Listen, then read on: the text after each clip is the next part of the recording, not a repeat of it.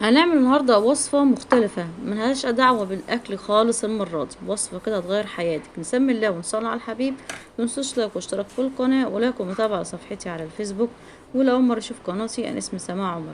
أول حاجة جبت بولة فاضية حطيت فيها معلقتين من الرز المطحون، يكون رز مطحون ناعم، والأفضل إن انت تجيب الحاجات ديت جاهزة من المحلات. حطيت عليهم معلقتين كبار برضو من الزبادي، معلقتين كبار من النشا، يبقى معلقتين رز مطحون، معلقتين كبار زبادي، معلقتين كبار من النشا. تمام كده. بقلب الخليط بتاعنا ده كله كده مع بعضه بالشكل ده لحد ما بقى معانا احسن ماسك.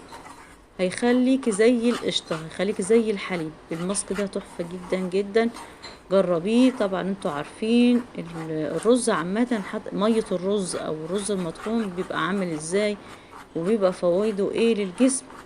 تحفة جدا جدا يا جماعة. الماسك ده حلو قوي قوي. شايفين بقى معانا ماسك حلو قوي. ناخد منه بقى تحطيه على بشرتك، المكان اللي انت عايزاه، اي مكان في جسمك مش الوش بس، اي مكان في جسمك. هتسيبيه مثلا من ربع ساعة نص ساعة بالكتير، مش اكتر من كده. وبعد كده بتغسلي وشك. طبعا ده بينشف على البشرة، بتروحي جايه تفركيه، بدانك تفركي فيه بعد ما بينشف زي الصنفرة كده. وبعد كده تشطفي وشك بمية دافية كده بسيط، بيخلي وشك زي القشطة او اي مكان في جسمك. تمام. هنعمل ماسك تاني. الماسك التاني ده عبارة عن معلقة كده من النشا. الماسك ده بتعمليه ساعة الاستعمال بس، لكن الماسك الاولاني بتعملي منه وتحطيه في برطمان في التلاجة. مدة الصلاحية بتاعته ايه؟ اسبوع وبس، وبعد الاسبوع بيبوظ. ده الاولاني.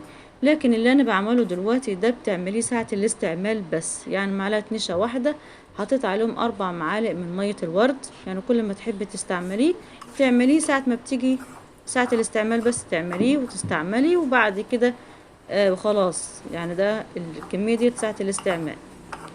بحط كده معلقة كبيرة من النشا على مية ورد بس كده، وبقلبهم لحد ما بقت بالشكل ده. برضو بتحطيه على بشرتك او المكان اللي في جسمك. برضو بيبقى حلو اوي. طبعا النشا حلوة جدا، مية الورد لوحدها حلوة جدا جدا، بتنضف الوش، بتنضف البشرة. يعني مية الورد لوحدها من غير اي اضافات عارفينها ممتازة. بدانك تفركي بس كده، مش بتعملي اي حاجة ولا بتسيبيه على وشك. يعني بتاخدي منه شوية كده وبدانك تفركي بالشكل اللي انا بعمله ده شوية كده وخلاص. متنسوش بقى لايك. سلام عليكم.